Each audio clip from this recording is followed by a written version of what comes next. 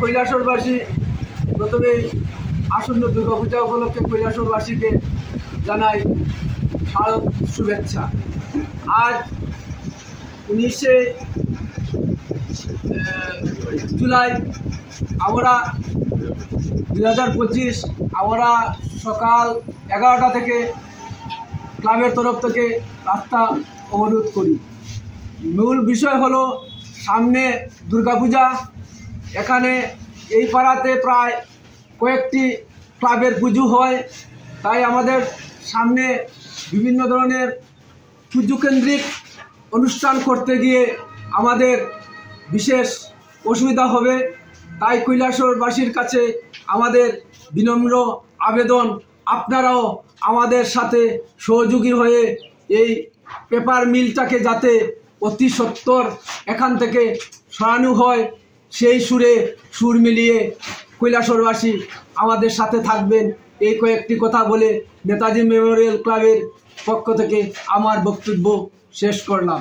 আপনার নামটা? আমি ক্লাবের প্রেসিডেন্ট মৃন্ময় মল্লিক। নমস্কার। আজ আমরা সবাই নেতাজি মেমোরিয়াল ক্লাবে আমরা এখানে বসেছি। আমরা বিগত দিনে দেখেছি এখানে এখন পর্যন্ত 8 থেকে 9টি অ্যাক্সিডেন্ট হয়েছে এই রাস্তার মধ্যে। এই যে পেপার মেশিনটি এখানে আছে তার জন্য অলরেডি প্রশাসনকে বলা হয়েছে 2-3 বার।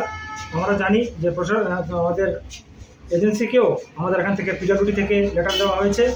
আমরা বলবো যে অতি সত্বর জন্য প্রশাসন এই মেশিনটি এখান থেকে সরানো হয়, আর না হলে রোজ অ্যাক্সিডেন্ট হচ্ছে। আর আমাদের যে এই নেতাজি মেমোরিয়াল ক্লাব সবসময় আমাদের এই পাড়া সুখে দুঃখে সবসময় এগিয়ে যায়। এখন যে দুর্গাপূজা, আসন্ন দুর্গাপূজার জন্য এখানে 2-3টে পূজা হচ্ছে, শক্তিসংঘ ক্লাব আছে আমাদের পাশে। তো এই পেপার মেশিনের জন্য প্রতিনিয়ত এখানে খুব অসুবিধা হচ্ছে। এবং কাল রাতেও যে এখানে অ্যাক্সিডেন্ট হয়েছে, সবসময় এখানে অ্যাম্বুলেন্স ফায়ার সার্ভিস আসে, পাড়ার মধ্যে যারা মা বোন আছে সবার মধ্যে একটা আতঙ্কের সৃষ্টি হয় প্রতিদিন রাত্রে হলে। কাল 11:30টার সময় অ্যাম্বুলেন্স এসেছে, ফায়ার সার্ভিস এসেছে, ওই আওয়াজে পাড়ার মধ্যে একটা অশান্তি সৃষ্টি হয়। এখানে কোনো কি হলো সেটার জন্য প্রতিদিনই ভাবে অ্যাক্সিডেন্ট হলো না কি হলো, কার কি ক্ষতি হলো, তার জন্য সবাই একত্রিত হল রাত্রেবেলা। তো তার জন্য আমরা এখানে আগামী দিন বড়সড় আন্দোলনে প্রত্যেক ক্লাব এবং পাড়া এবং সবাই বড়সড় আন্দোলনের দিকে এগিয়ে যাবে। আমরা আশা রাখবো আজ সোমবার বলেছেন ডেপুটি কালেক্টর এখানে এসেছিলেন, উনি বলে গেছেন যে সোমবারের মধ্যে পেপার মেশিনটা এখান থেকে সরানো হবে।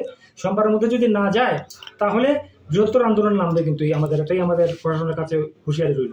ঠিক আছে।